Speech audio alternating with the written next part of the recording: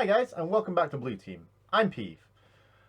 Today we're going to do something a little bit different. I'm going to kind of talk to you off the cuff about just my thoughts and opinions on something that's currently happening within Halo and a cross promotion they're running with the game Fall Guys.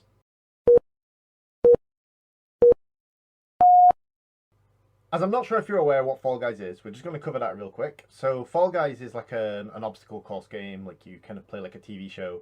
You're running around, you're like a little bean, you jump kind of through hoops, you race with the other, like your opponents, and you just kind of get to the end. The winner is the last person standing after all the rounds. You know, you get eliminated each round if you fall off or you get thrown in the gunk or whatever. Anyway, so the crossover event that they've got running at the moment is you can get Master Chief or a little bean dressed as Master Chief. The people inside Fall Guys are called beans, by the way. But you can get a bean dressed as Master Chief, a grunt, or a brute chieftain. But also through gameplay, you can unlock a Master Chief helmet with cat ears, which was found in Halo Infinite originally. So cool. So far, so good. The issue I have here is that the crossover event seems to lean into the Master Chief Collection rather than into Halo Infinite. The Master Chief Collection came out in 2014.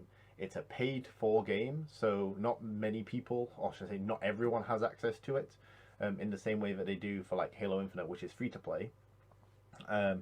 It also has lots of content. Like the Master Chief Collection has no content issues whatsoever, especially when compared to the drought that Halo Infinite's had since its launch.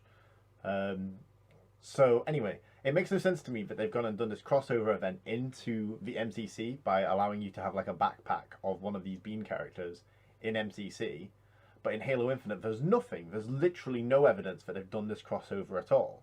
And it makes no sense, because surely you'd want to have something in Halo Infinite to bring players there and to kind of be like, oh, I was around at the time that this happened, or I was around when this happened. It just kind of makes sense to me. If you're going to kind of look at Halo Infinite as a game and, bringing players in, keeping your community engaged and stuff like that, or even trying to kind of bring in new players from Fall Guys and places like that,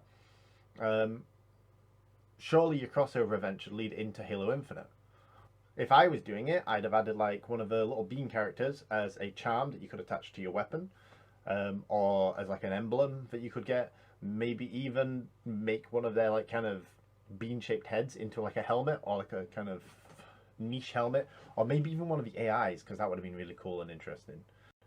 But instead, they've gone completely out their way.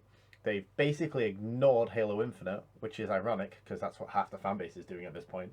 And yeah, I don't know. It just makes no sense to me. Obviously, I'm only able to give my thoughts on this, so I'd love to hear what you guys think in the comments.